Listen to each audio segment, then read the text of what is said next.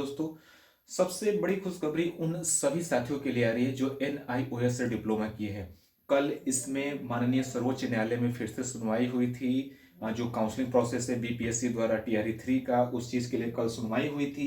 इसका यदि हम लोग जजमेंट कॉपी देखेंगे तो एक चीज तो कंफर्म हो चुका है, और मैं डायरेक्ट मुद्दे पे आता हूं कि पैराग्राफ नंबर 3, हमने जो पैरा नंबर 3 है इसको जरा हम लोग पढ़ते हैं तो इसमें स्पष्ट लिखा गया है कि मिसेस मनीषा टी कारिया, Learn Senior Counsel appears for the NCTE, and Mr. Arun Kumar, Learn Counseling appear for the NIOS. They both are supporting the applicants.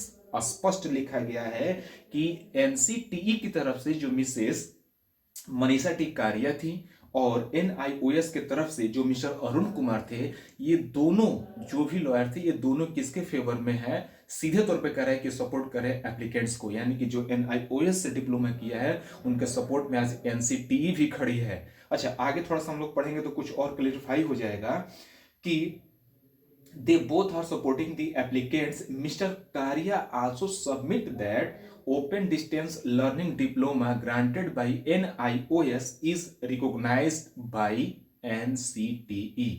अब बताइए, कल मैं एक चीज सुन रहा था, क्या बोलते हैं, कल मैं एक चैनल को देख रहा था जिसमें एक सर हैं जो कह रहे हैं कहाँ से टीआरई 3 में ये होगा वो होगा। तो सबसे पहले सर के लिए मैं यही कह सकता हूँ कि सर पहले तो आप जजमेंट कॉपी को सही ढंग से रीड कीजिए। जो आप पैरा नंबर 3 पढ़ रहे थे उसके नीचे भी जो पैरा नंबर था उसको जब आप पढ़े होते तो आपको ये चीज कंफर्म हो गया था कि उसमें स्पष्ट कहा गया है कि जो भी डिप्लोमा होल्डर्स थे जो 10/8/2017 से पहले इन सर्विस में थे, इन सर्विस की बात हो रही है, इन सर्विस में थे, वो वैलिड हैं किसी भी नए इंस्टीट्यूशन में जाने के लिए या फिर प्रमोशनल अवेन्यूज के लिए, वो कंप्लीटली वैलिड थे।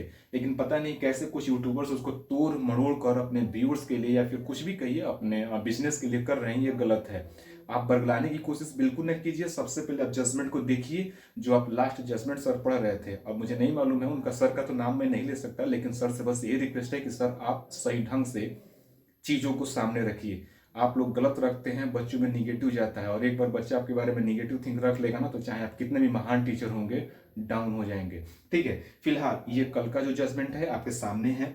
आप चाहें तो पैरा नंबर 3 और 4 पढ़ लीजिए, और सबसे लास्ट में जो पैरा नंबर 5 है उसमें एक क्या बोलते हैं नोटिस इशू हो गया है जो 4 हफ्ते का समय दिया गया है, यानी कि मान के चलिए कि 1 महीने का समय दिया गया है, जिसमें 1 हफ्ते के अंदर उनको अपनी आईए फाइल करनी है इसमें।